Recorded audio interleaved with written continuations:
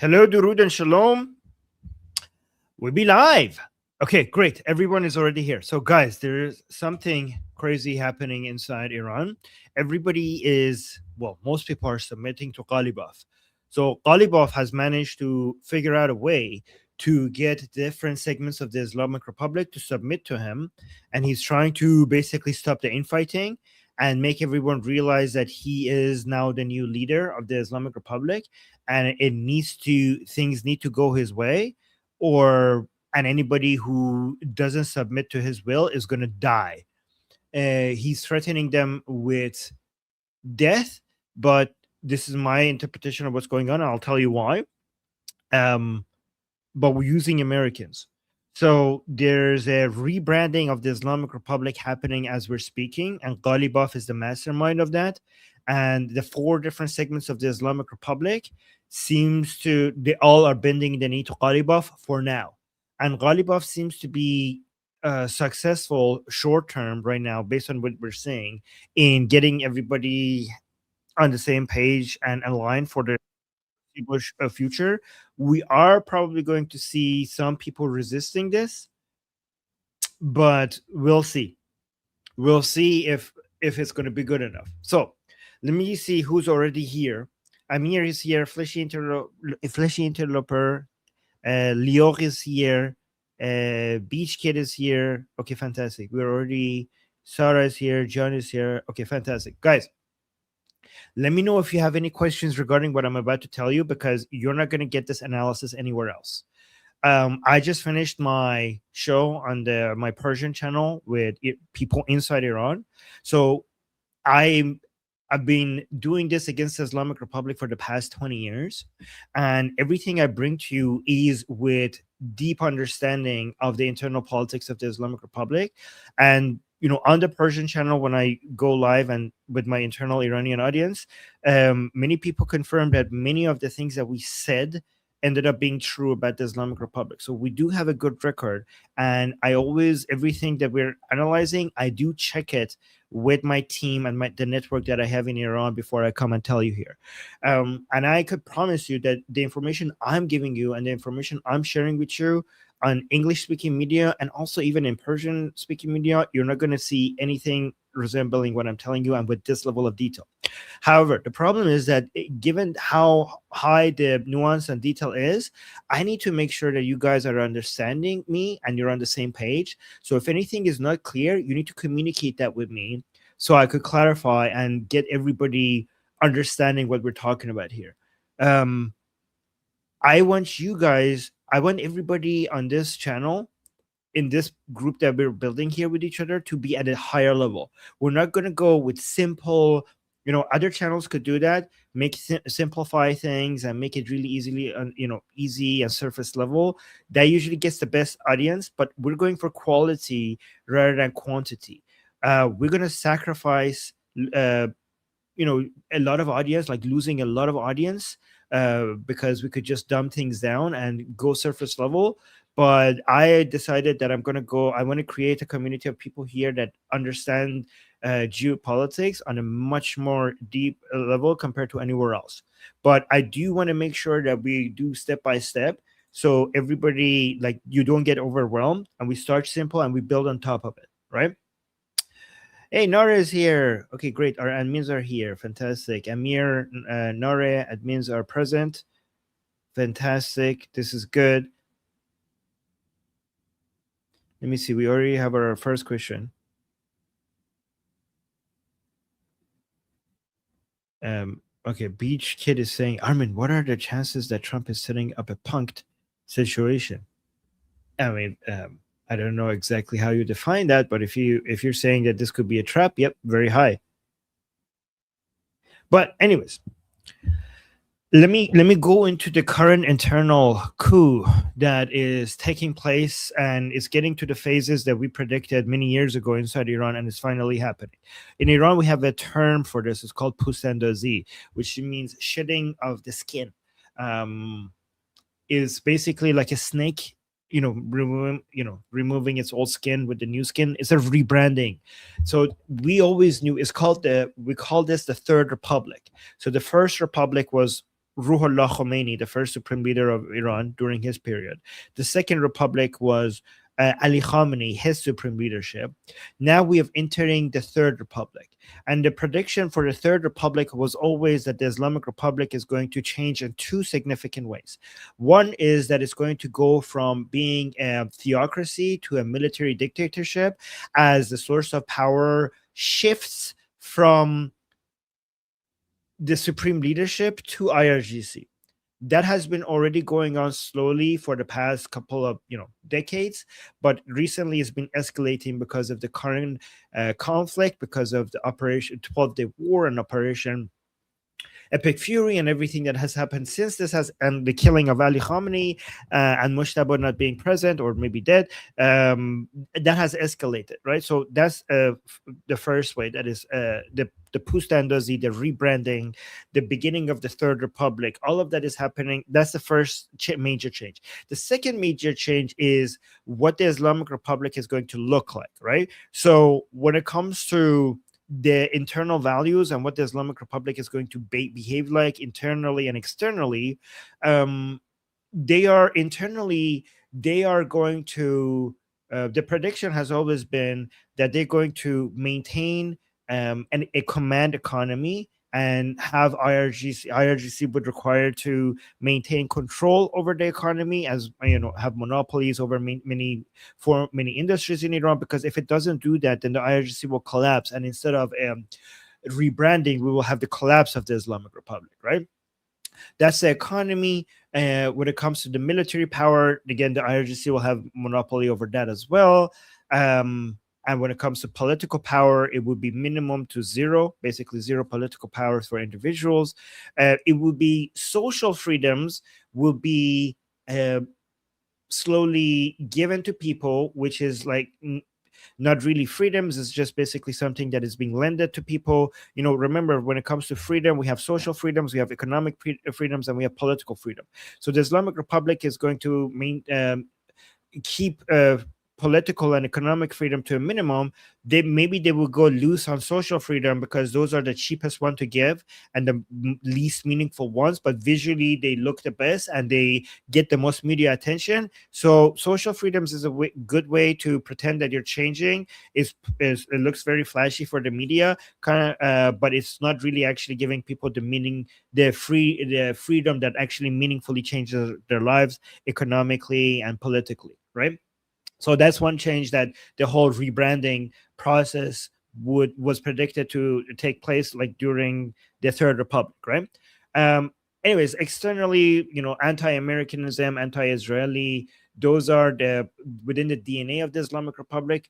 We don't think as long as the IRGC is in power, that can change, because the IRGC's monopoly over the military and economic power requires anti-Americanism and anti-Israeli. So if that changes, that will remove the IRGC's hold on power and eventually will lead to the fall of the Islamic Republic. So instead of having a Third Republic, we will have a toppling of the Islamic Republic. So with that all in mind, let's now look at what's actually happening and the current internal struggle within the Islamic Republic, and how Ghalibaf is trying to bring everybody on the same page and make it so that this whole rebranding of the Islamic Republic is actually successful. Let me see if you guys are understanding what I'm saying.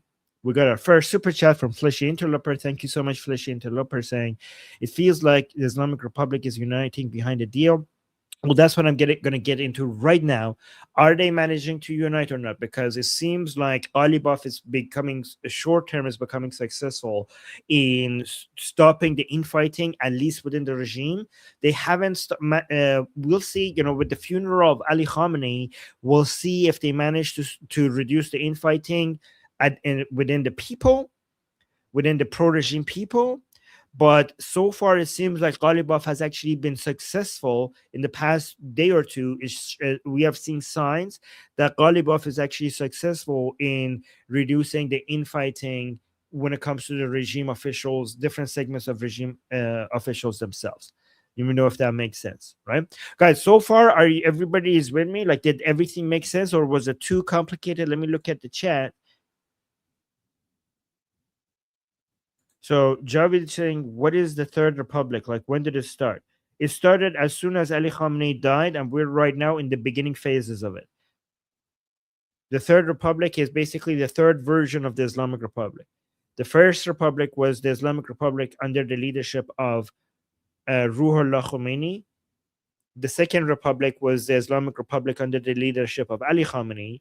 The Third Republic is the Islamic Republic with the understanding of the supreme leader would eventually become less meaningful, and I would be the Third Republic would be with an IRGC takeover, um, and that's what we're in the middle of it right now.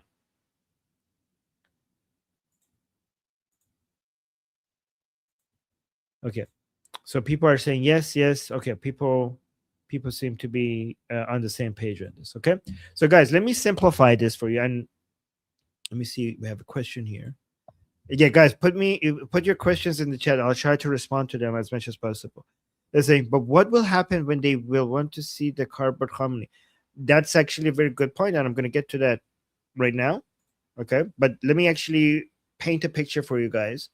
Let's go back to the categorization that I had before, and let me know if this helps. The Islamic Republic. Oh, let me actually change that widget. The Islamic Republic has 4 segments right now. Okay, 4 segments. One is let me just go through them: the boots, the turbans, the streets, and the suits. Okay, the boots is IRGC. The turbans is the supreme leadership. The streets are the Paidari camp, the ideological pressure camp, the people who are like maximalists with the maximalist demands, right? We call them the streets because they are in the past few months they are the people in the streets chanting for maximum demands, no negotiation, maximum aggression against United States and Israel, no deal, no negotiation. So this is the Paidari camp. We call them the streets. I'm going to call them the streets because their influence comes from the people who are right now in the streets, right? The streets and the suits. The suits is the negotiation facing fraction of the Islamic Republic, which includes Ghalibaf, Arakshi, and Pezeshkian, the suits. Okay, we are with me. These are the 4 segments. Okay, so historically, Sarah is saying, and the thong, mushtaba, the thongs, mushtaba. Oh my god. So yeah, fleshy interloper. That's a good question. I'll get to it. But everybody is on the same page with me right now. Okay, everybody understand that, right? So where do the boots get their power? Let's see the source of power for all of these. Okay, the boots, which is RGC, their source of power is military and economic. They have the most military power, and economically they control most of the major industries in Iran. They have monopolies and they control a huge segment of Iran's economy.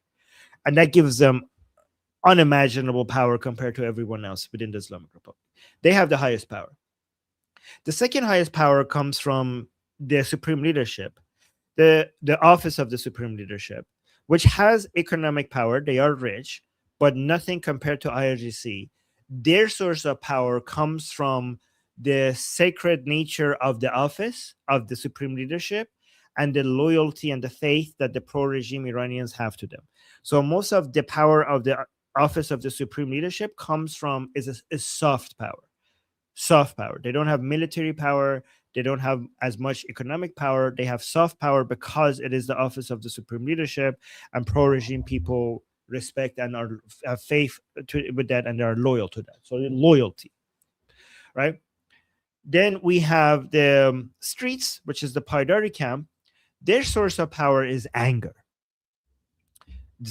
Their source of power is the ability to cause rage against the regime among the pro-regime Iranians.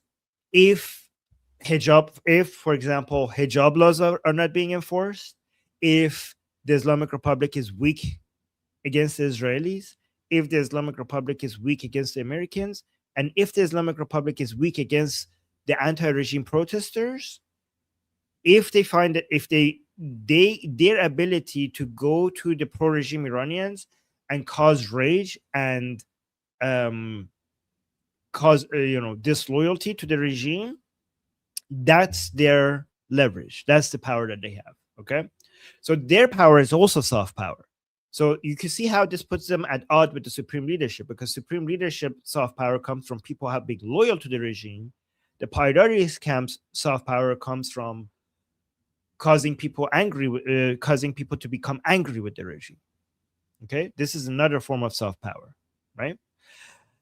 Then we have the suits within the Islamic Republic. Okay, the suits are the people who are the a pressure valve for the Iranian people, and also they are the ones who go out to the foreigners and act like all civilized and stuff to try to make the Islamic Republic look less durka durka jihadi, and more modern and stuff, right? So the suits historically have been this position have historically been occupied by reformists. Let me star your questions so I get to your questions. Make sure you put a question mark in your questions so I could identify the questions. There we go. And okay. And also we'll be reading super chats, right? Oh, there we go. We have a visual here. That's fantastic. Okay, I'm gonna come back to this, right? So the suits used to the so-called reformers used to be occupying this position. But for reasons that I'm not going to get into, the reformers have been sidelined, and Ghalibaf has now taken over this segment of the Islamic Republic, right? So the reformers have been sidelined. Ghalibaf has taken over the suits role, and historically, this is the weakest part of the Islamic Republic. But Ghalibaf has managed to somehow, and I'll tell you how, has managed to in the past few months turn the weakest part of the Islamic Republic to the strongest part of the Islamic Republic. And guess how he managed to do that? Guess in the chat how Ghalibaf has managed to turn the weakest part of the Islamic Republic into the strongest part of the Islamic Republic, right? And the reason why this segment of the Islamic Republic is the weakest one is because it has no military power, it has very little financial power, and it has no people power. It has no soft power, because both the anti-regime people and the pro-regime people usually hate anybody who occupies this position. Both the pro-regime and anti-regime people hate the people who occupy this position. So there's no leverage, there's no power for this segment of the Islamic Republic. They're basically they're used as scapegoats and pressure valve. Scapegoats for internally and externally, pressure valve also internally and also externally. However, what has Ghalibaf done that has turned this segment of the Islamic Republic now to the most powerful segment of the Islamic Republic? Let me know if you know, but let me actually look at your questions a little bit, and I'll tell you what my answer is. Okay, look at this. Yeah, Lyon with the visuals. This is really great. Boots is IRGC, turbans is Mullah, streets is Paidari camp, and suits is negotiation facing, which is Ghalibaf and Arakshi. This is great. Thank you, Lyon. This makes it so easy to follow. That's great.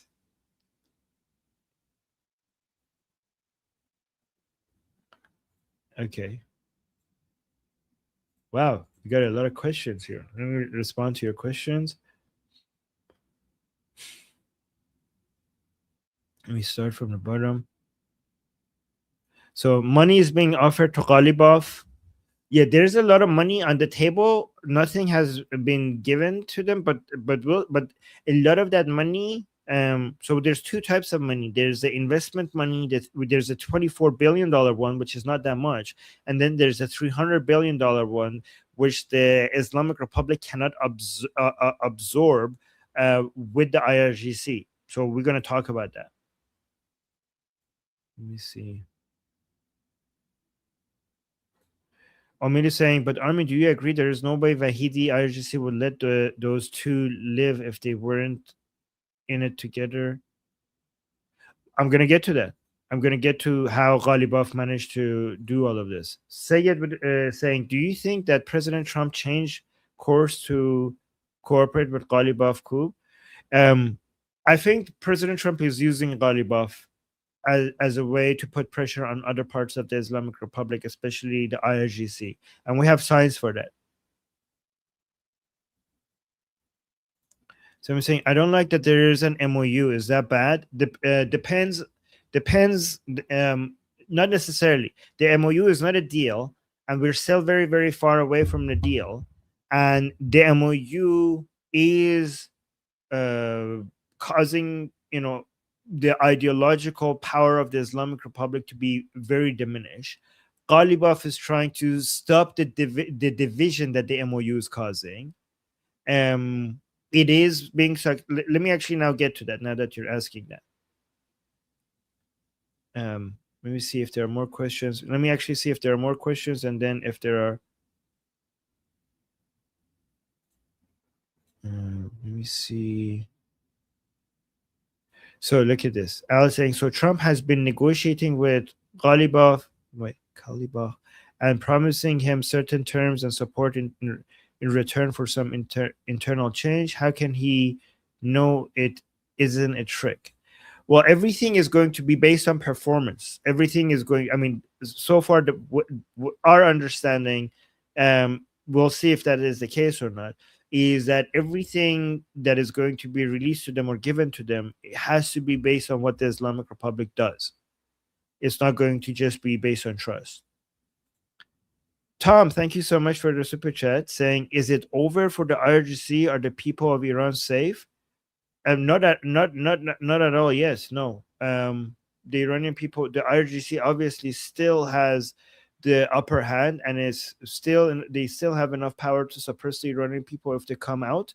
The Iranian people are not safe. Just yesterday, they executed 2 other Iranians for just being anti-regime. The IRGC still is in control, and they still retain their ability to cause mass casualties in tens of thousands of Iranians if they come back into the streets. So we're not there yet. Thank you for the super chat.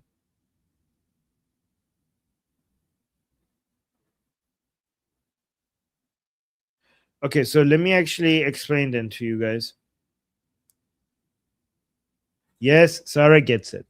Saying Ghalibaf has information of whereabouts and can sell people out. Exactly. Okay, great job. Great job, Sarah. Sarah gets it. Sarah gets what's happening. All right. So think about it like this, guys. So Ghalibaf, after Ali Khamenei was killed, the understanding was that Vahidi is in charge because Vahidi is in the head of the IRGC, and the IRGC has most of the military power and the economic power. So if we have to pick one main person that has the most power within the Islamic Republic, it would be Vahidi as the head of the IRGC. And based on the understanding of everyone's interest, the understanding would be that, well, the IRGC would be against the deal, it would be against negotiations, it would be against an MOU, and it would be against the deal. So even if President Trump wants to talk to Ghalibaf, and Ghalibaf is personally motivated to make the negotiations work, because if he doesn't make it work, he could die. And Ghalibaf always, guys, if you have been following the internal politics of the Islamic Republic, one thing you need to know about Ghalibaf is Ghalibaf's dream was always to become the most powerful person within the Islamic Republic. He has been trying to get this for years now. Just recently, though, he's now more focused on just not dying, right? So if think about this, Ghalibaf doesn't want to. So the IRGC doesn't want negotiation. They don't want a deal because their understanding is that what the Americans want would be a level of submission that will be the beginning of the end for IRGC, right? Because the IRGC's model, their economic control and their military control depends on isolationism, their monopoly, their command economy, their anti-Americanism, and their anti-Israeli. This is part of the DNA, and if you change that, the IRGC will collapse. That means that the IRGC will based on their very nature, be against a deal. They would be against a deal. They would be against negotiations, right? Ghalibaf, because of his personal interest, his understanding is that after Operation Epic Fury, if the military operations continue, his ass is on the line. Like the Israelis will come and kill him. So his motivation personally is to end the war, stop the war, and save himself, and also use this as an opportunity to somehow put pressure on the IRGC and basically achieve two goals at the same time: save his own life, but also become the most powerful person within the Islamic Republic. How can somebody like Alibov, without the military capital and without the economic capital of the IRGC, put pressure on the IRGC? What's the let me know in the chat if you understand this, if you have the answer, guys. This is like, let me know if this is I'm going like really in deep. Like this is like a huge. Oh my god. Oh, I just got in. So you let me know in the chat, because I just got an information from I-24.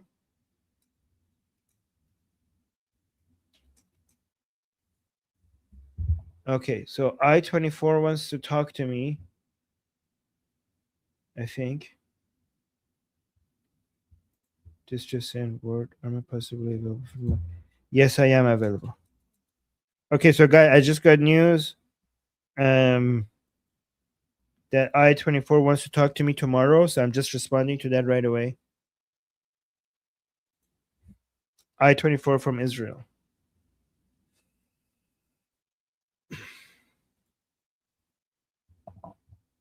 Okay, good.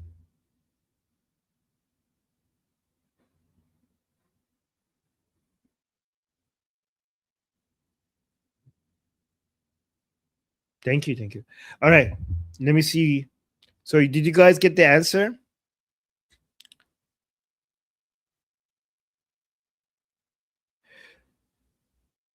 Questions saying, Armin, if the regime gets any financial agreement soon, my hope is completely gone and collapse. Well, the financial relief that they would be getting comes in two forms. One, release of funds. Second would be the investments that the Arab countries will be making inside Iran. I will be talking about both of that, and I don't think you should give up hope at all. Things are still moving in the right direction, and I'll tell you why.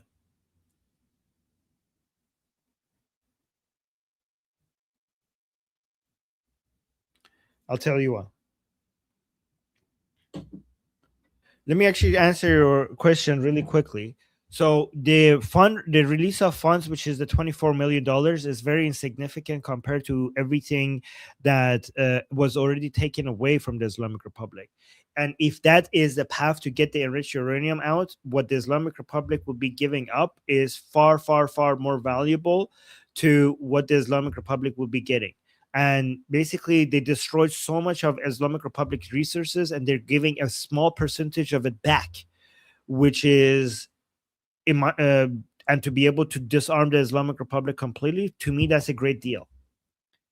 And the $300 billion, which again we have to wait for the text of the MOU to be able to judge it more accurately. But as of right now, my understanding is that that is not a money that they're going to give to the Islamic Republic. That is a money that the Islamic Republic will have access to if it opens its economy from private companies to come invest inside Iran. The Islamic Republic's economic structure right now cannot absorb investments from private companies because of the IRGC model, the control they have over the economy, and the monopolies that they have. Investing in Iran in that environment is basically burning money. So to be able to open the economy for the Islamic Republic, for Iran to be able to absorb any form of investments like that from private companies who would not invest unless the environment is suitable for them, you need to slowly remove the access, the control the IRGC has over the economy. That's what you need to do. And that would be the end of the IRGC if you manage to do that. And IRGC would obviously resist that. Oh, yeah. Lior with a super chat saying, Armin, remember looking the camera lens this time. Oh, yes. Okay, for Wine 24. Yes. I mean, I did last time. Thank you so much for the super chat. Yeah, we got our third super chat. Thank you, guys. We're trying to get 10 super chats for each live stream, so I appreciate all the support. Thank you, Lior. So let me tell you what just happened, which actually prompted me to even talk about this right now. Okay, so within the past day or two, we saw amazingly multiple of the highest remaining officials of the IRGC come in with the endorsement of the negotiations and the negotiating people, multiple at the same time. So we have Ghani, Musavi, Abdullahi, and I think Zolgar, but not Vahidi. We haven't heard Vahidi. But these are some of the most important people within the IRGC that came out and they fully supported the negotiators and the need for the negotiations.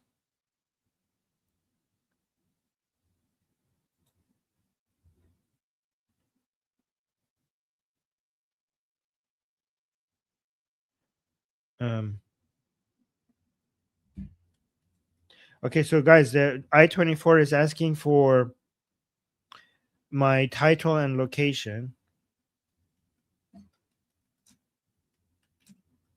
Let me write that down for them. Location, Vancouver. What should my title be? Iranian political analyst? Is that a good title? For I-24 for the news? What my title is?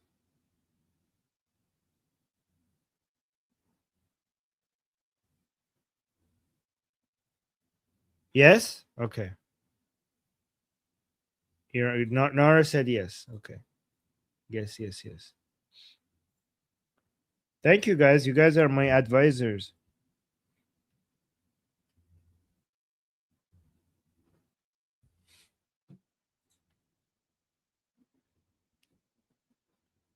Oh, we got another super chat. Thank you so much. Lou, I don't know how to pronounce it. Lou and K. Thank you so much for the super chat. I probably read that wrong. Okay. Thank you, Darman. Thanks for all your info. Hope this moves you closer to 10. Well, it does. You got us at 4. Thank you so much for the support. We're 4 out of 10. Thank you, Lou and K. So, guys, that is significant. So, remember, we have 4 segments of the Islamic Republic. Ghalibaf Ghalibaf is for negotiations, right? Ghalibaf is for negotiations. Our understanding is that the IRGC was against negotiations. However, what happened is that in the past day or two, we had Ghani, the head of Quds army, the Ghani, Abdullahi, the head of Khatam al-Anbiya, and Musavi, the head of aerospace in the IRGC. And I think Zolgad, I have to double check that, which is a member of the Supreme National Security Council. These are some of the most important people within the IRGC came out and endorsed the negotiations. Full support. Full support. To me, this is the bending of the knee of the most important IRGC people to Ghalibaf. Okay? This is IRGC bending the knee to Ghalibaf. Ghalibaf has somehow done something that the IRGC, and remember, a few weeks ago, the office of the Supreme Leadership came out with an official statement from Mujtaba Khamenei, so they say, that Mujtaba Khamenei fully endorsed Ghalibaf as well. So a few weeks ago, the Supreme Leadership bent the knee to Ghalibaf, and now we're saying IRGC bending the knee to Ghalibaf. So the boots are bending the knee to the suits, the turbans are bending the knee to the suits. You guys are following? And guess what? Guess what? Mir Bagheri. Do you guys remember Mir Bagheri? Mir Bagheri. Yeah, Omid is saying no. That's so bad. Yeah, I'm gonna be honest with you guys. Ghalibaf is becoming successful in bringing everyone together. Short term. Mir Bagheri. I'll get to you, Sarah. Thank you so much. Mir Bagheri is the Mir Bagheri just recently came out. I think it was yesterday or the day before, and he started endorsing the negotiations and said called for unity. Mir Bagheri is the spiritual leader of the Paidari camp. So the camp that is supposed to be the most against the negotiations, their spiritual leader, the guy that I showed you videos of that came out and said that, oh yeah, for our Islamic agenda, we even if we have to kill half of the known world, we will do that. The spiritual leader of the Paidari camp just came out and said we need to keep unity, and he endorsed the negotiators and the negotiating with the Americans. Right? So somehow Ghalibaf has managed to get the supreme leadership in the knee, the IRGC bend the knee, and the spirit and the Paidari camp to bend the knee as well. We have to see if this will Mir Bagheri's statement, if it's going to change the behavior of some people within the Paidari camp. Are they going to follow their spiritual leader or not? Like, for example, Raifipur, Sabati, Rasai, Nabavian, are they also going to be like, okay, or not? But what has Ghalibaf managed to do that all of these people are coming one by one and basically surrendering to Ghalibaf? What has he done? Okay. And where is Vahidi? Because we haven't seen Vahidi do the same thing yet. So all the other segments, for now, Ghalibaf has managed to do something that all the other three segments of the Islamic Republic to accept the negotiations. We have to be careful because IRGC, like the people I said in IRGC, that's not all of the IRGC. There are so within the IRGC, there are segments of it that might not be happy with this, and they might want to do things that would ruin the deal, like attack the commercial ships or get Hezbollah to keep attacking Israel. We did get some of the most important people within the IRGC to come and surrender to Ghalibaf, but we have to see if everybody within the IRGC will follow. We also did get the head of the spiritual leader of the Paidari camp come out and endorse the negotiations and surrender to Ghalibaf. But we have to see two things about the Paidari camp: whether the other most influential people within the Paidari camp will follow, and also whether the people in the streets, the pro-regime people in the streets, will they follow. And the test for that is going to come soon with Ali Khamenei's funeral, because Ali Khamenei's funeral is going to be the first test to see whether people, the pro-regime people in the streets, are going to be fighting with each other or not. And even if they do fight with each other, what the Islamic Republic is going to do about it? Are they going to show a heavy hand and go suppress that? How much fighting? So the funeral for Ali Khamenei is going to be the first showdown, like the first, like, oh, let's see if there's going to be conflict or not. But Ghalibaf has made a lot of progress so far, at least when it comes to the heads, the most important people within the IRGC. It seems like they're surrendering him to him, and I'll tell you how I think he's doing that. Okay, but before we do that, let's go to the super chats. Thank you guys for the super chats. Sarah saying, unless you're devout Shia or benefiting from the regime financially, I can't see how any diaspora could be pro-regime. Love you, Armin. We appreciate you. Thank you so much. Yeah, we do have some pro-regime people here. Yeah, I don't. Yeah, do you have to either be retarded or financially motivated to be pro-Islamic Republic? Yeah, but they are. But the more they are here, the more that means that we are a threat, and the more it means that we're going in the right direction. So, guys, I'm going to go through the super chats, and after I go through the super chats, I'm going to tell you how I think Ghalibaf has managed to pull this off. Because remember, he doesn't have the economic power. He doesn't, well, not that much. He doesn't have the military power. How did Ghalibaf manage to get the supreme leadership, the IRGC, and the head of the Paidari camp to come out and endorse the negotiations, right? And thank you, Sarah, for the support. Always here, always supporting us. Thank you. And we got confetti. Yes, in the chat. We got confetti in the chat. Thank you, guys. We reached our goal. Thank you. Red backpack. Red backpack.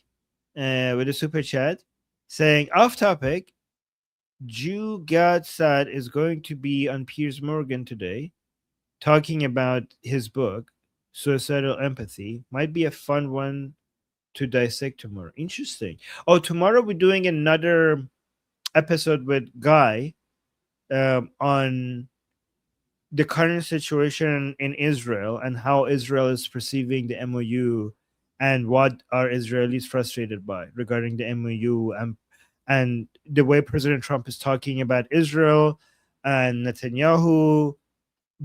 There's like, we're gonna hear from an Israeli talk about us regarding his observation in Israel, and the political dynamics in the political reaction to that.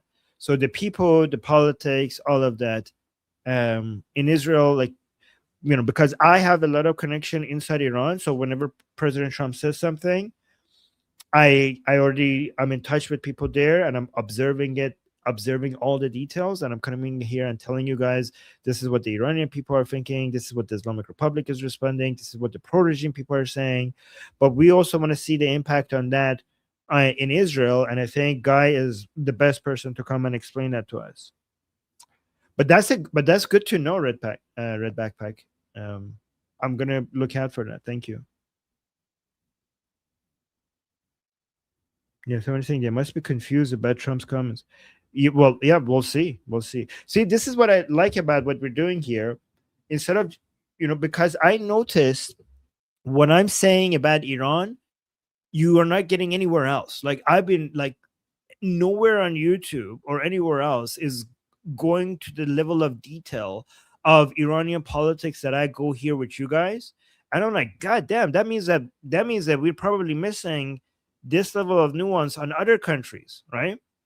So, like, guys, I'm not just talking about YouTube. Like, I'm looking at experts, like geopolitical experts, and even they are not going into this level of detail that I'm going in.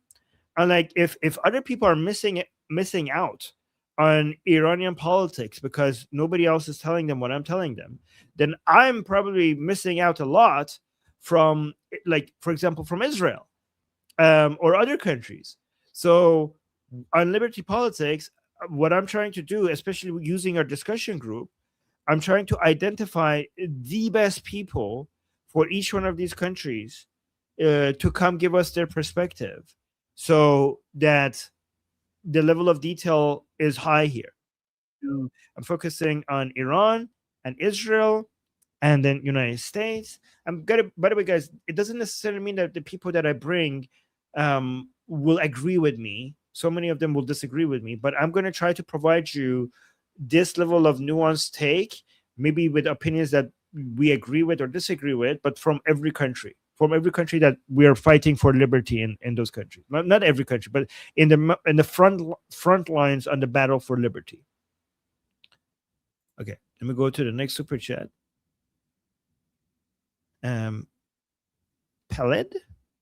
Peled Tali, thank you so much for the super chat, saying, love you, Armin. You're such a sweetheart and a voice of calm and reason in these turbulent, crazy times. Well, thank you so much. That's very sweet of you to say. I appreciate you saying that. Thank you.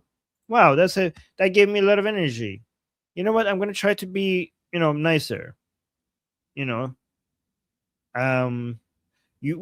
Except like when we have somebody like being a racist or against Jews or something like that here, or pro-regime. Do you guys get upset when I go really aggressive mode against like somebody who I think deserves it? Because I want to be a nice person, and I think like somebody coming out here and they're anti-Jewish or pro-regime, and if I go off at them, then maybe some of you were like, that's not really the army I know. Like, should I not do that? Like, I don't want to be like create a toxic like uh environment here, or is it okay, or I should just let loose and go attack them as much as you? Yeah, not at all. Okay, you guys like it when I go at them? Okay. Oh, vent. Okay, gotta vent. Okay, yeah, I it helps me when I vent. Be real. Okay, good. I will do that then. Thank you, by the way, for the vote of confidence. Shauna, thank you so much for the support. Shauna is saying, how do we know it's short term? It feels like the IRGC played a reverse Uno on us, and now we're not unified, and they are. Well, so people are unified against the Islamic Republic in Iran and Israel. In United States, there is lack of unity for sure on this. In Iran, the opposition against the Islamic Republic has never been more unified. The leadership, people's understanding of the who the leader is, has never we've never been more united than this. We've never been more organized. So we have more unit. There is division over America's role on this, but there is unity over the need for getting rid of the Islamic Republic and under whose leadership. There's unity on that. In Israel also there is political division over many things, but not over the need to get rid of the Islamic Republic. In United States we do have division on that. In Within the Islamic Republic, the success has been surface level. For example, Ghalibaf has managed to cause some unity among the top regime officials, and only because they don't want to die. Like it's not like they're aligned. They're still continue to be against each other, but temporarily they understand that they cannot um, rebel against Ghalibaf because their ass is on the line, right? That is not stable. Also, the unity is not with the pro-regime people, because what people have to understand that the highest amount of unity within the Islamic Republic used to be when Khomeini, the first supreme leader, was alive. The second supreme leader was not as popular as the first supreme leader, but he was still a good duct tape. Like he was a glue. Like he still had enough um, loyalty, and people still had enough faith in him for him to be able to come in, and every time there was some infighting, to hold the regime together, right? He was able to do that.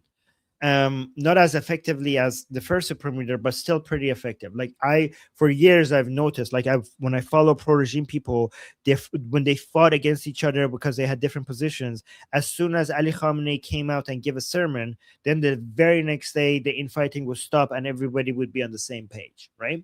So Ali Khamenei did have that effect on them.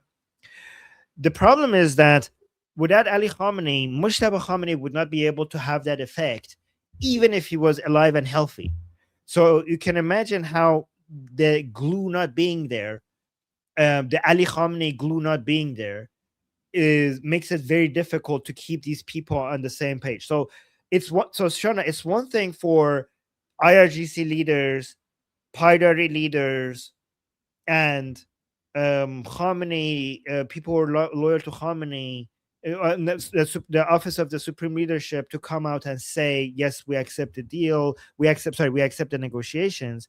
It's another thing for the people who are pro-regime to feel that and accept that, right? So remember, every time the regime keeps on becoming keeps getting more humiliated by the Americans, and it becomes more apparent that they're unable to enforce hijab laws. They're unable to crush the internal opposition against the Islamic Republic. They're unable to respond meaningfully to the Israelis, and they're unable to respond meaningfully to the Americans. Every single time, more pro-regime people will feel that this is not an Islamic Republic worth bleeding for, right? And the people you follow and the regime officials coming out and endorsing the negotiations is actually a confirmation that, oh, okay, so we're not that powerful, and this is not the Islamic Republic that is worth fighting for. So short term, this might appease some people or quiet them, but long term, we have more and more defections and less loyalty to the Islamic Republic as an properly Islamic regime or governance, right? And think about what Ghalibaf's glue is. So Ali Khamenei's glue to keep the regime together was his sermons and the fact that people were trusted him and they were loyal to him and they worshipped him, right? But what is Ghalibaf's glue? So Mir Bagheri doesn't have the position of Ali Khamenei. The heads of IRGC don't have the position of Ali Khamenei. They don't have that influence, right? And Mushtaba's statement doesn't have that influence. Mushtaba coming out and endorsing Ghalibaf and the negotiations is not as effective as Ali Khamenei because, first of all, he's missing. You could see that many regime supporters are saying, well, is it actually him? Some regime supporters are saying that, fuck him. He's not a good supreme leader. Some regime supporters thinking like, oh, they're forcing him to say something like this. And yeah, sure, some regime supporters are going to say like, sure, if he says it, then okay. But it's not 100% effective. Like, we're going to have so many people not being satisfied with that response, right? So if Mushtaba Khamenei's statement is not going to satisfy so many regime people, Mir Bagheri and IRGC leaders, and Ghalibaf and other people's statements is obviously not going to be as effective either. So Ghalibaf, I think, like, I can show you statements here. Let me actually show you this video.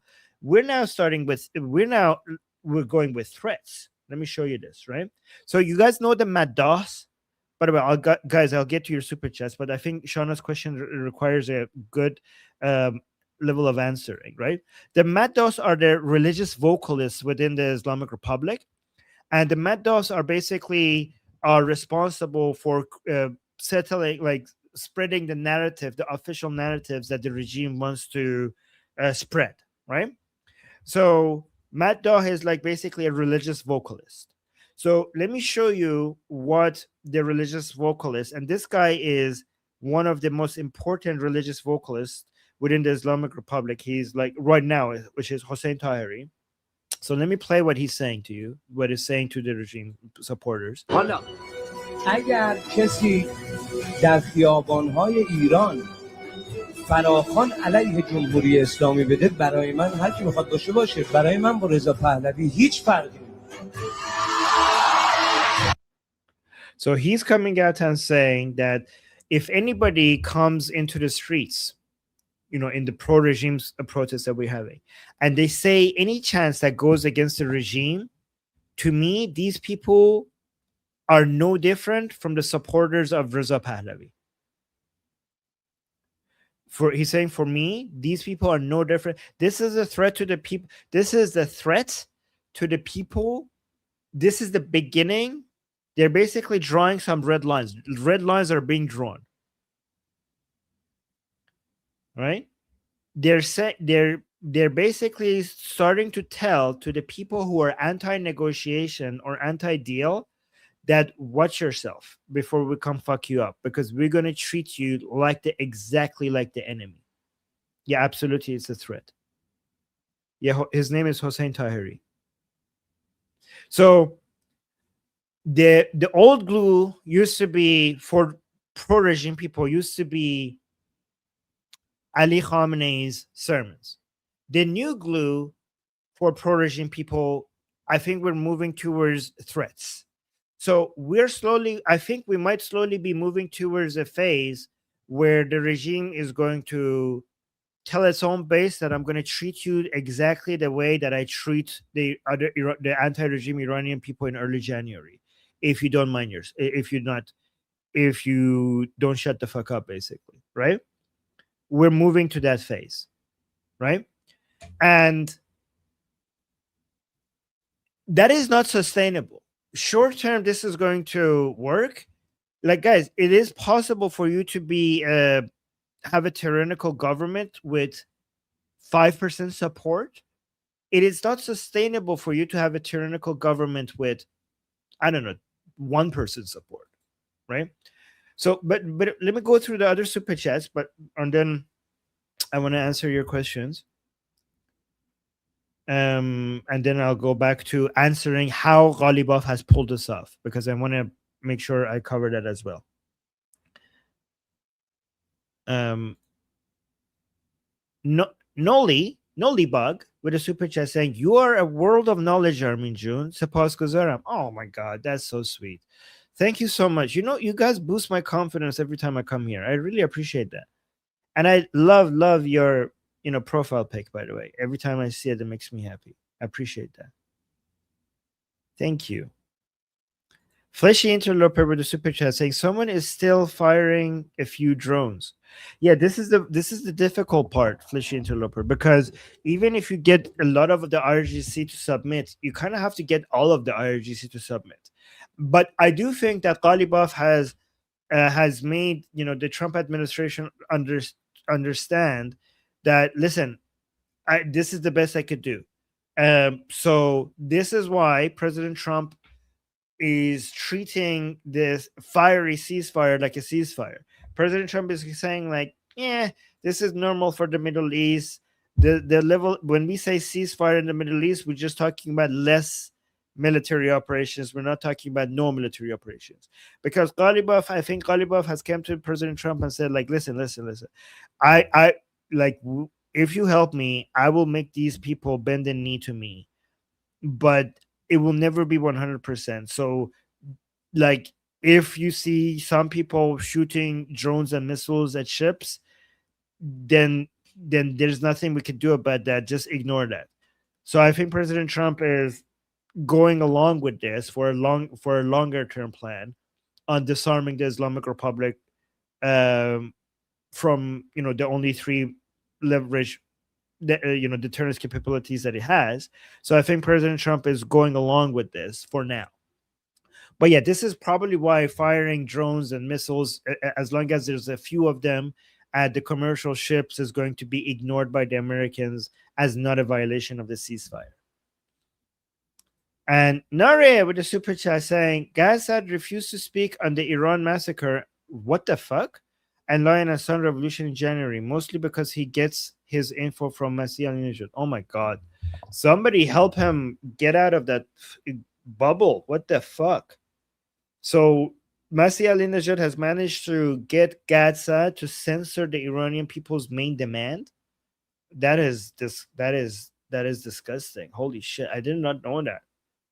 Some guys keep politely and respectfully point out to Gaza that the Iranian people are not just against the Islamic Republic, they are for Pahlavi. They came and bled early January, and they gave their lives not just against the Islamic Republic. That's only half of it. It's for the return of Pahlavi. Without that other half, it doesn't make any sense. And also tell her that the Iranian people hate Masih al-Nijad. She's not a representative. He should stop inviting her. Thank you, Nara, for bringing that to our attention. We got another super chat from Omid. Thank you so much, Omid, saying, Armin, overall, are things looking positive for us? Yes, but slower than what we want. So people were hoping that this was a sprint. It ended up not being a sprint. It ended up being a marathon. So I could tell you that every single year we're getting closer to our destination. So we're not moving away from we're not getting farther away from our destination. We're definitely getting closer to our destination. But because the Iranian people are suffering, and because of the executions, and because of the economic situation, the Iranian people are justifiably frustrated because our progress is slower than what they were hoping for. But we are still moving in the right direction. And I have a huge list of reasons that I could go through to tell you why I think so. I should prepare a list and just read through it every time. Every time you guys need a, I need to prepare a list, and every time you guys need to feel better about the progress that we made, I need to like read through it.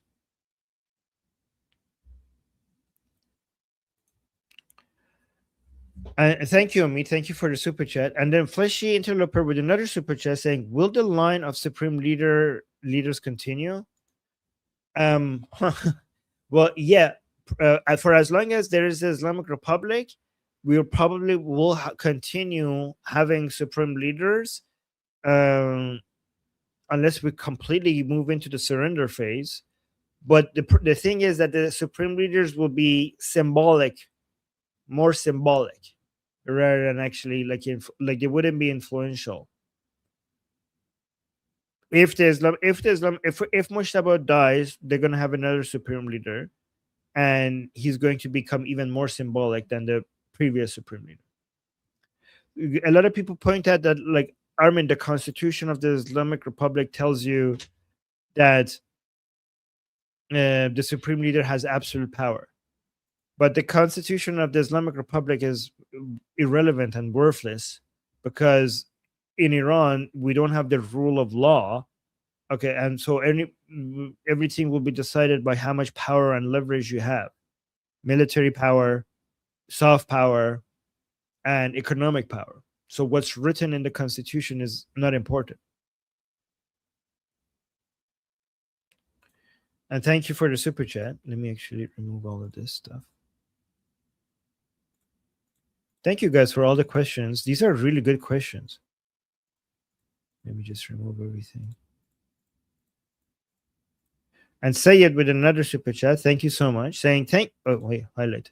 Saying thank you, Armin, for your insights. Very helpful. How do you think Ghalibaf is going to deal with dead Mushtaba? I think I think if he maintains his control, he's going to try to be very influential in picking the next supreme leader.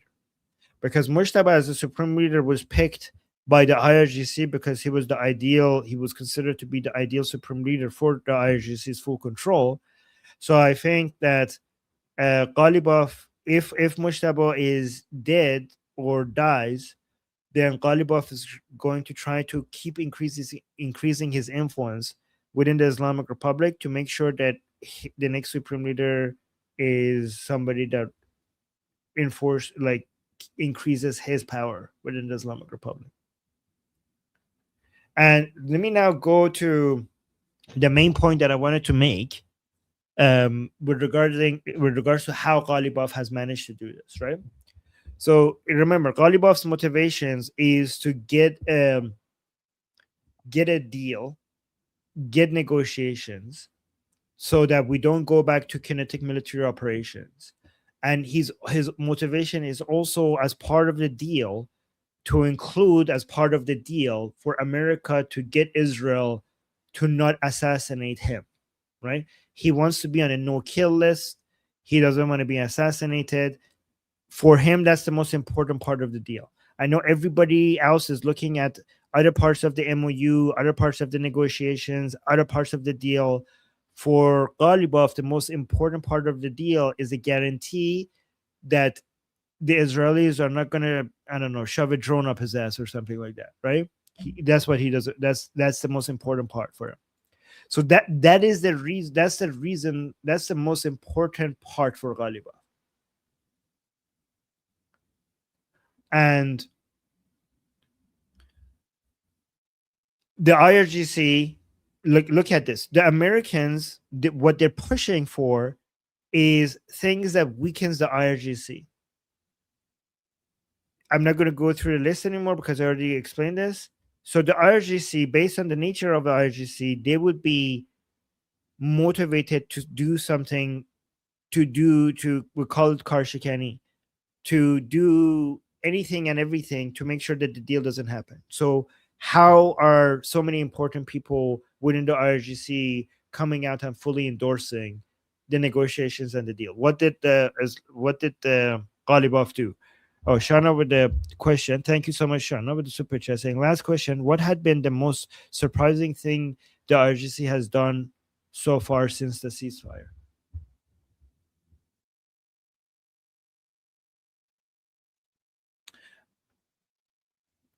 I think just this, just what this. I think it's this. I'm trying to think of anything else. The full endorsement of one by one coming out and endorsing Ghalibaf and the negotiations. This is like, because anybody who follows the Islamic Republic politics knows that this, the MOU is written right now in a way, and Americans are pushing for the opening up of the Iran's economy. A lot of people think that the $300 billion line is really, really bad. We're like, oh my God, we're funding our enemies. We're funding October 7th. But actually, that is that part. You're being like, oh my God, we're going to give money to IRGC. But actually, that $300 billion one is one of the most devastating parts of the MOU and a potential deal to IRGC, because that is not money that is. Remember, the deal is supposed to be based on behavior, and those are not money that the United States is going to be giving to the IRGC. Those are investments by private companies, apparently investments by private companies that is supposed to be made into private companies within Iran, which first would require the opening up of Iran's economy. That is such a fundamental threat to everything that the IRGC is and stands for, that people are getting this completely the other way around. We're like, oh my God, are we releasing funds to the IRGC? No, we're technically actually creating a condition for the dismantling the IRGC for anybody to be able to see even a dollar from the $300 billion. I'm not saying it's going to be enforced properly or done right, but I'm saying this is what it seems to be designed for. And again, remember the deal that they're trying to go with, it also includes giving up the enriched uranium, which will leave the IRGC naked, which is again and another reason why you would think that the IRGC will be very, very much against the deal. Okay, but this is what I think. Okay, this is what I think Ghalibaf has done. Did that answer your question, by the way? Shana, let me know if that was a clear answer. This is what I think that the IRGC, what the Ghalibaf has done. The Ghalibaf has very successfully shown to the Americans that, not based on trust, based on his own personal interest, he doesn't want to be killed by the Americans or the Israelis. So he's motivated to get a deal done so that the Trump could help him live, right? He has managed to show to the Americans the obstacle in the way, all the people. And I wouldn't be surprised, and here, look at this, guys. I wouldn't be surprised if Ghalibaf is responsible for Ali Khamenei dying, for Jalili dying, for Shamkhani dying, and for many of the IRGC leaders dying. I wouldn't be surprised one bit if Ghalibaf is selling these people out to the Americans. I wouldn't be surprised one bit.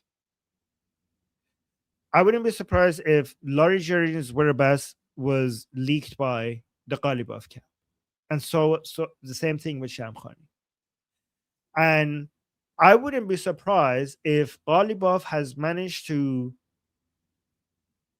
not only not hide the fact that he's doing that, but has managed to somehow show the other people within the Islamic Republic that this is what's happening. Right?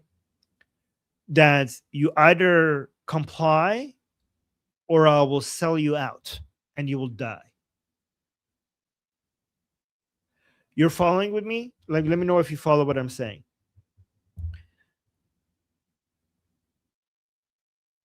Basically, what's happening, and guys, there's a question, then why wouldn't they just kill Ghalibaf?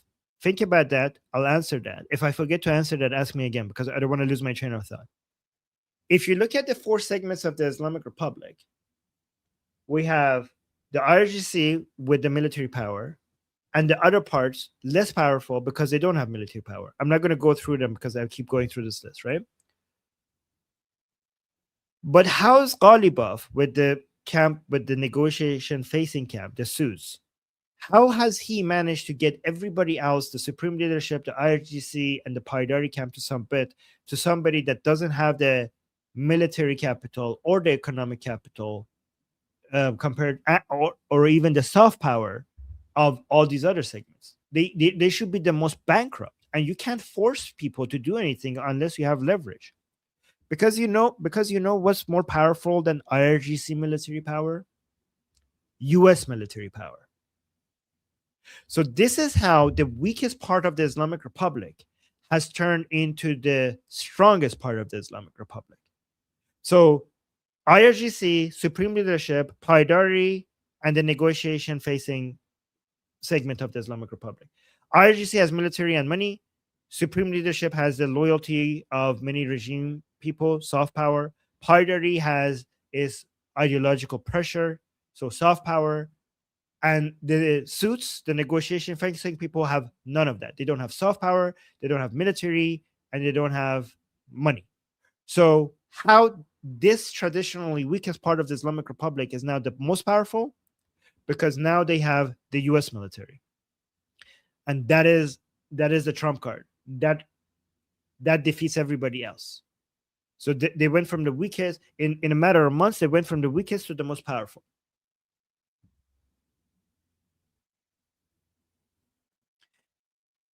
And that's why they're submitting to him. That's why we're getting the supreme leadership is submitting to Ghalibaf. The IRGC, most important parts of the IRGC are submitting to Ghalibaf. And this is why the spiritual leader of the Paidari camp is submitting to Ghalibaf. Does that make sense? And then the reason why they don't just kill Ghalibaf is because Ghalibaf, in my opinion, if I had to guess, has made them understand that hell will rain down upon all of you if I'm taken out. So he has basically his arrangement with the Americans is that it's me, and if you want to protect me, these people need to understand that you will bomb the shit out of all of them and they will all die. Like right now, if they submit to me, they won't die. And if they don't submit to me, you will kill them for me. But if they remove me, if you want, like I'm doing, like Ghalibaf tried to show to President Trump that he could do things, by releasing oil tankers or different things. You're like, listen, I'm your only hope. I'm the best person that could do this for you. So you need to help me overcome all these other people. You need to show these people, you need to give me protection. You need to show these people that if I'm taken out, they all fucking die. And if you will blow up, you will basically blow up the entire country. You will basically, raise everything to the ground. I mean, blow everything to the ground. Turn everything to dust. You do a Thanos on them, basically. That's what I want you to show them.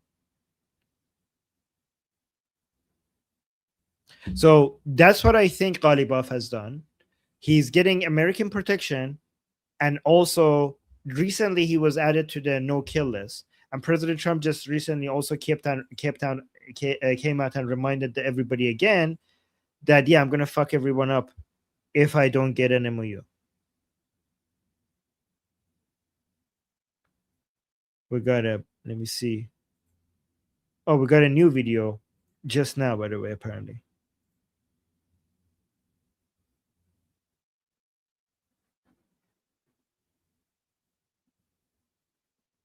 Yeah, like let me see, for example, here.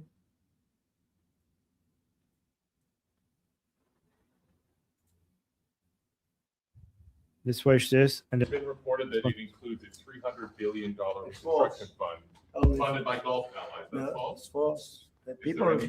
People, you can invest if you want. I mean, what am I going to do? Say nobody's ever allowed to invest?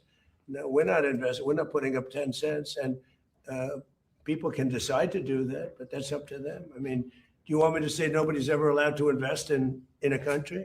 I'll say it with Egypt. Nobody's allowed to invest in Egypt. Am I supposed to say that? I'm asking whether we are not investing in it, and we do not have a fund. But we are not investing. That's a false story that got picked up incorrectly from a statement that was pretty well made, I think. Maybe a little bit, could have been a little more accurate. Is the text of the agreement now final, or are you still? No, it's not final. It's a memorandum of understanding. And if I don't like it, we'll go back to shooting at them, dropping bombs on their head. When do you expect the word? If I don't like it, if they don't behave, we'll go right back to dropping bombs right smack in the middle of their head. There you go.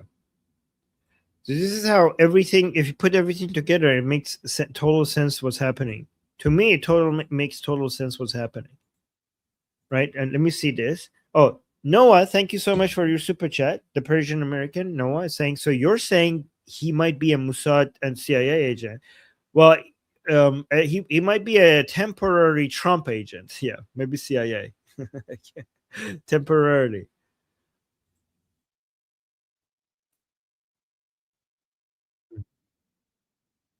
Let me see.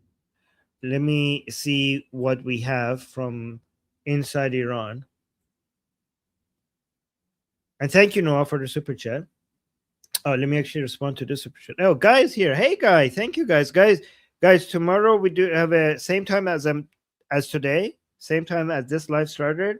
We're gonna have a live stream with Guy talking about what's happening, Israelis' reaction to President Trump's statements against Israel, and how Israelis are. What do Israelis think about it? So, Guy with a super chat saying, "Isn't an alternative explanation to them agreeing that Trump is sufficiently surrendering?" No, because if you read the MOU, it goes against all the things that many of the things that they said they would never do.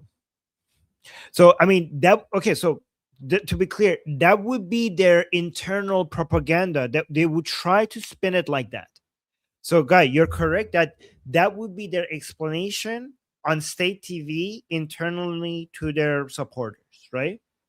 But that's not their belief. That is not their belief, because the MOU, I think a lot of the IRGC people are thinking that we're not going to get to a deal. This is what they call azin setun be un setun faraje. They are saying, like, let's just go on with this MOU for now and see if we could survive the next 48 hours, right? Because the MOU is supposed to get the Americans and the Islamic Republic to a deal that is still an impossible pill to swallow for the IRGC. Not just the enriched uranium, but also the 300 billion. A lot of people, like, I think people don't understand the significance of opening Iran's economy and what that means for the IRGC. That would be the end of the IRGC. I think people don't, like, economically cannot understand the significance of that. But yeah, I think for them is they're under a lot of pressure to go along with this. And I think from their perspective, a deal is still impossible from a lot of their perspective. And they just want to go with the MOU so that they could survive the next day or two, or like they're under a lot of financial pressure. They're under a lot of, physical threats with elimination.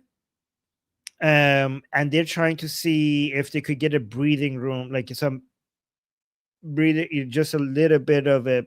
They're just basically, they're thinking, they're investing short term. They cannot, like, be bothered right now to think too long term. That's how I see it. Shauna with the super chat, thank you so much. Let me know, Guy, did that answer your question? I want to make sure, like, it was clear. Because, guys, the MOU is supposed to eventually get to a deal that opens up Iran's economy and gets rid of the enriched uranium and so many other things that is like, what? Like, that is not something that the IRGC can tolerate. And Ghalibaf, but Ghalibaf is thinking, like, well, I made something that seemed possible for now, so maybe we could go all the way. Shauna with the super chat, thank you so much, Shauna, saying, when Barry Weiss takes over CNN, we gotta get you on. Oh my well, thank you. Yeah, guys, try to introduce me to different people. You know what I think we should do? We should try to get just one, instead of going for like somebody so big, so much bigger than me. We need to look at the size of our channel and just see who's just 2 step above me, and then just go to those, try to get me on those shows, right? And then once we get on those shows, then we see who's 2 step above that. Because if we go for somebody like, it might be very difficult to get me on something like so big. So we just have to see what level we are at, and then just go 1 step above it and see who's producing content once with a bigger size audience than me, but not too much bigger than me, because then they would ignore me, right? Just a bit, maybe double my size rather than 10 times my size, right? Yeah, let's look at people with audience sizes that are double our size, that we have here, instead of 10 times our size, and see if we could get there. Oh, and Sarah saying, no, I'm aiming big. Okay. Okay. Okay. But yeah, contact people. And guys, if you want to get people to have me on their show or whatever. Oh, let me see. I-24 is having me on tomorrow. Oh, they sent me a Zoom link already. Okay, I need to. Thank you so much. Okay, so tomorrow I'm going to be on I-24. That's pretty good. In Israel, 12 p.m. Eastern. I need to add that.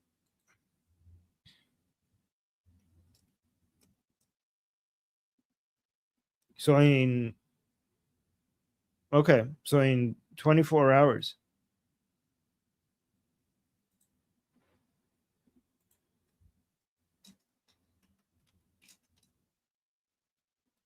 Okay, Guy, that means that we need to be fast.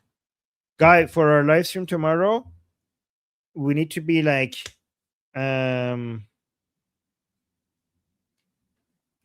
we need to do it 1 hour instead of 2 hours. And thank you, Shauna. Okay, guys saying yep. Okay, good. And then we got another super chat from Philly. Philly saying, hello, Armin. Just saw an article from 2CTV on X today. Senate fails to curb Trump's Iran war powers. Yeah, okay. That's good to know. I mean, honestly, even if they were successful, it wouldn't go anywhere, right? President Trump would just be able to veto it. It will not be, I mean, it will have it would be a political loss for President Trump, but it wouldn't be a legal cost. So yeah, it does have some political influence. So thank you for that update. Thank you for letting me know. Let me see what this video is, because my friends from Iran sent me this. This is going to give us a better understanding of what the mood among pro-regime people in the streets are these days. سوزترید برای این مردم و انقلاب. اما این آمریکای حرامزاده دیگه باید چه غلطی بکنه که نقض آتش بس شده باشه؟ ما انقدر میستیم تو خیابونا تا انتقام حسین و امثال حسین رو بگیریم انشالله. Oh, so this is before and after. Okay, so remember how I showed you this guy before? This is the after video. Okay, the before video, he was like, this bastard American, what do they have to do for us to answer them? Like, we will keep fighting until we get our revenge, right? So this was before, and now the same guy is saying that, guys, anybody who's speaking against the regime, we're gonna treat them like they're pro-Pahlavi. One other thing that makes it very interesting, like, guys, look at this video. Let me show you this. This is Ghalibaf a month ago, which is, let me play this. اما می‌بینید که ساختار نظامی و مدیریتی کشور از فرد محوری خارج شده است، به گونه‌ای که کسی تصور این حجم گسترده از عملیات موفق به تمام مراکز آمریکایی‌ها و رژیم صهیونیستی را نداشت. ما خود را برای این لحظات آماده کردیم و برای همه سناریوها برنامه‌ریزی کردیم، حتی برای زمان. So the gist of it is that the regime is not Fard Mehvari anymore. Like Fard Mehvari, how do I translate that into English? It's not individual centered. Okay, so what do you guys think that means? Ghalibaf, a month ago, came out and gave a speech and said the Islamic Republic is no longer centered on an individual. This is, to me, this is obviously against basically relying on the supreme leader. Like this. Do you guys agree with me that he's basically taking a position against the supreme leadership? No longer. He's saying the regime is no longer centered on an individual. He's basically going after the office of the supreme leadership, in my opinion. Okay, so that's the video against the supreme leadership. Now let me show you a video against IRGC. امروز اون سنگر رو از بچهای لانچر رو تحویل بگیریم، بایستیم این مردم رو از زیر فشار اقتصادی در بیاریم، بایستیم این زندگی اینها رو. So he's saying we need to take سنگر چی میشه؟ این سنگر رو ازشون بگیریم. Stronghold. So he's saying we should take away the stronghold from our launcher boys and we should take over the stronghold, okay? And start focusing on the economy. Look at this. امروز اون سنگر رو از بچهای لانچر رو تحویل بگیریم. So we should take away the stronghold from our launcher, like rocket launcher boys. بایستیم این and stand مردم رو از زیر فشار اقتصادی در بیاریم. And take these people out of this economic pressure that they're in right now. بایستیم. So guys, like, he can't be direct. I tell you, guys, these people always speak in codes, okay? What he's saying is that our economy is fucked because of IRGC control over the economy. But he's not saying it directly. And I know that I know what he's saying, okay? When he says we need to get the stronghold from our launcher boys and basically bring it to ourselves, he's basically saying that we need to take away the control from IRGC and give the control to people like me who could actually open up and save the economy. Right?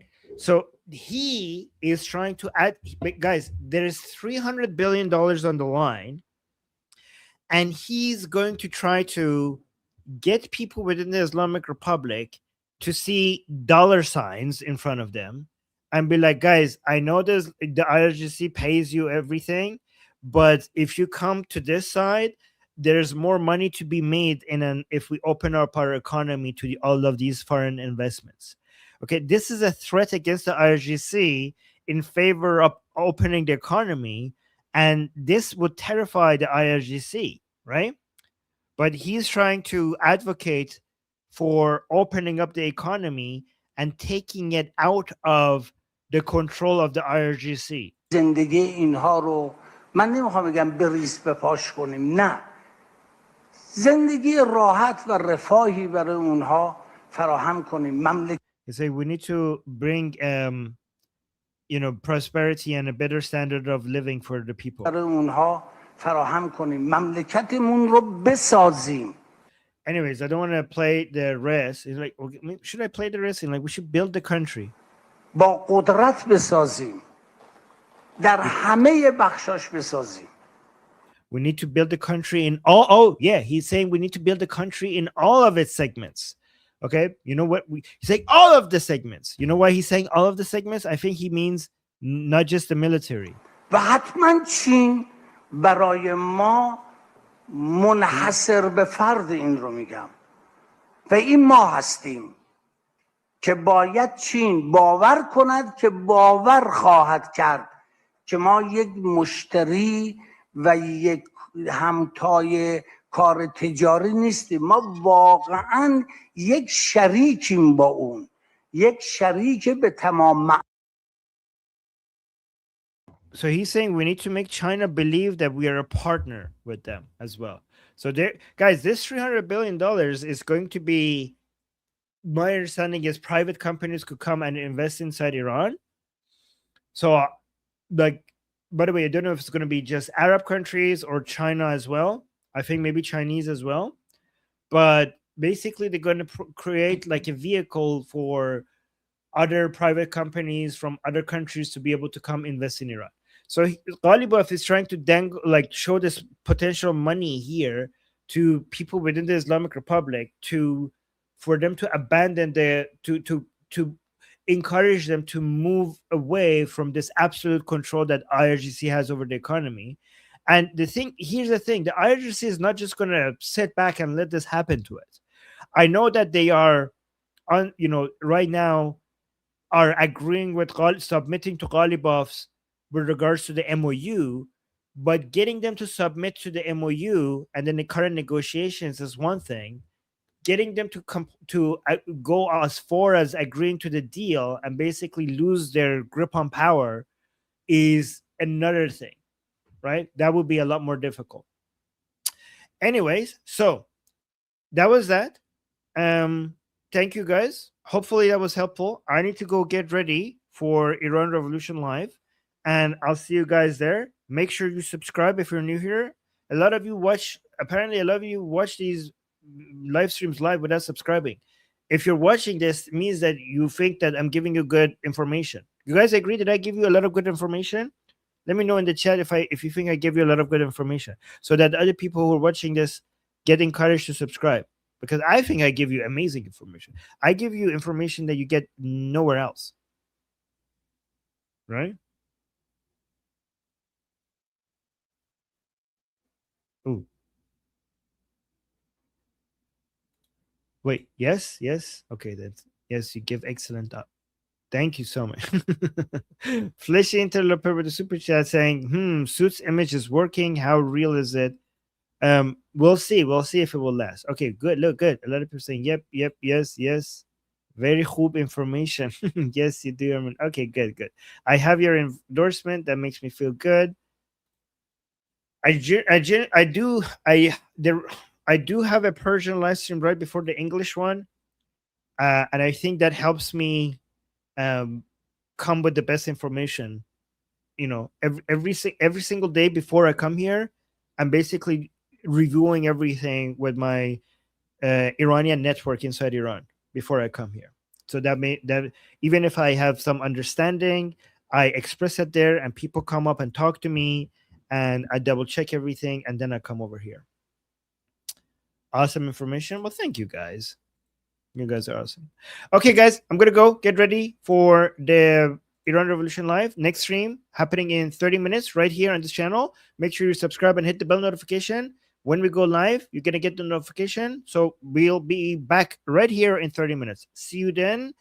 Oh, yes. I'm Israel Chai, Slava Ukraine, Cuba Libre, Long Live America, Javid Shah, Payende, Iran. See you guys soon.